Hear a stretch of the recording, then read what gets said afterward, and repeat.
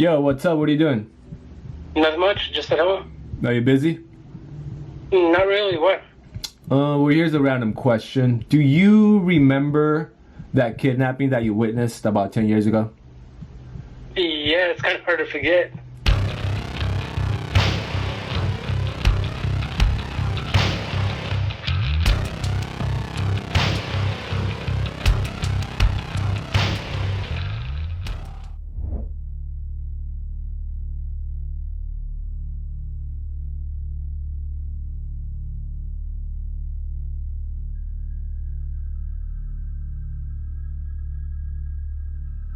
Okay, the first thing that I want to ask you is, what do you know about the cartel? Oh, I think pretty much what anyone knows, that they deal in drugs, guns, a whole bunch of illegal stuff. 144 pounds of drugs found inside metal containers that were then hidden inside tires. Tonight, we're digging deeper into that case. KCTV5's Leslie Aguilar reports this case is tied to drug cartels in Mexico. So, before you tell me about what you witnessed and what you went through, do you remember that we actually used to hang out with this guy? Oh yeah, we hung out a couple of times. But I remember the first time that we hung out with him was on your birthday. On my 21st. Yeah, but it was weird that it was just us friends and then he showed up out of nowhere, looking all kinds of shady. But he seemed like a cool guy though. Even though he was tatted up. Well, some of those tattoos could be construed as gang related. But hey, he said he was an electrician. Didn't think twice about it.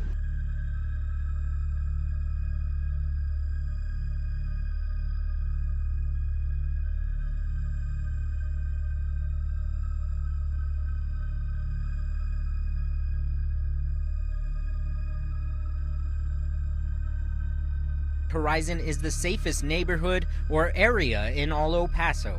Wonderful. I love it. You know, it makes me think I made a good choice. As for Horizon's police chief, he's proud about the results of the study. Well, I think it's great. I think that this is good news for Horizon City. It's also good news for the El Paso area as well. When you think that El Paso itself is considered the second safest city in the United States, sitting next to the most dangerous city in the world. Now, what do you remember on the day of the kidnapping? Well, it was just a regular day. Nothing out of the ordinary. I didn't work that day. And I was outside having a cigarette. Like a normal day. And then all of a sudden, all you hear is pop. Just last year, Horizon saw one of the most publicized cases of spillover violence. 30-year-old Sergio Saucedo was kidnapped from his home in broad daylight in front of a school bus filled with kids. And it sounded like a car backfiring, which it was like, oh, that's weird. Then you hear another pop. And that's when you hear someone start screaming for help. It's like, what? Ontiveros says even though the kidnapping happened on her side of town, she thinks the survey is still accurate. Chief McConnell agrees. I think this study shows that it is a pretty safe place, and we intend on keeping it that way. What's happening here? Like, did someone was working on a car and something went wrong? What happened? So I started looking around, and then I see a burgundy SUV right in front of this house. It's not his car. It's nothing. But at that time, they looked like they were struggling in the back of the car. And that's when I'm all that, and I got inside.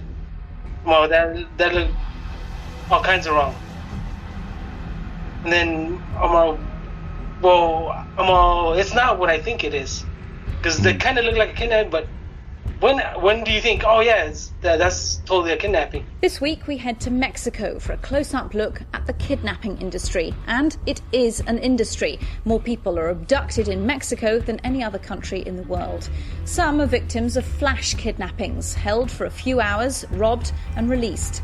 Others are less lucky, caught up in the vicious turf war between rival drugs gangs. Victims are tortured, even beheaded, their bodies dumped in the street. I went into the kitchen, looked out through the window, and there I could clearly see they were taking this guy. He's trying to crawl out of the window, blood all over his face, while they're trying to speed off. And it's like, whoa, how can this get worse? And that's when I turn my head and they roll right past the school bus. Right when the kids were getting out of school, getting dropped off at the stop, and they turned right in front of the school bus, and this dude's just like trying to claw his way out of the window with this blood all over his face, screaming for help. So the kids witnessed the kidnapping? Yeah, the kids saw it. I know that they might have not, it might have gone too quickly for them to see, but some of them did see that dude because he was hanging out of the window screaming for help, clawing out for his life. El Paso, Texas is marketed as America's safest city.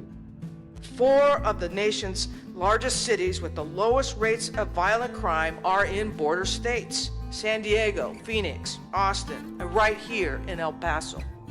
I certainly think that El Paso is the safest city for a number of reasons. We don't have wild public health issues. We don't have issues with violent crime. We are the safest city in the U.S. with more than 500,000 people, but because of our location and proximity to the border, many times you will get a lot of questions about safety, about security. And it's sitting right next to Juarez, Mexico, the most dangerous city in the Western Hemisphere. Juarez, Mexico, just across the border from El Paso, Texas, has earned the reputation of being the most deadly city in the world. The irony that split between those two cities allows El Paso to be the operational base for all sorts of illegal activity.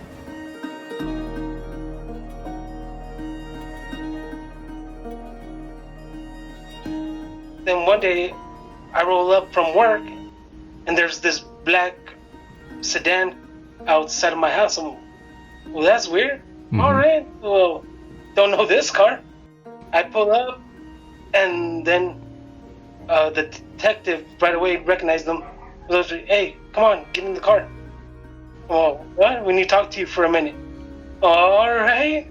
This is weird. I thought I already gave you my statement and everything. No, but I got into the back seat. It was an older gentleman, which later I found out was their boss. Showing me pictures of, see if I recognized anyone. And except for the victim, I didn't see their faces. Like I don't want to say they thought I was lying, but that I wasn't telling the whole truth, but no, like I only saw what they were wearing, get a clear look at their faces, so I wasn't gonna lie. In fact, official police statistics show kidnapping skyrocketing by 139% in the last decade. And there appears to be a trend towards opportunistic abductions for quick ransom payments via e-wallet. I had to go to court to testify, but it wasn't just go to the courtroom. First, they took me to their offices. The DEA agent picked me up, took me to their office that they wanted to sort of prep me for the court case. Because at this time, I just thought it was just some random dude that got caught up in some shit. When they brought me in there, I don't know if it was on purpose or not, but there was a little storyboard on there where he reigned in the Aztecas.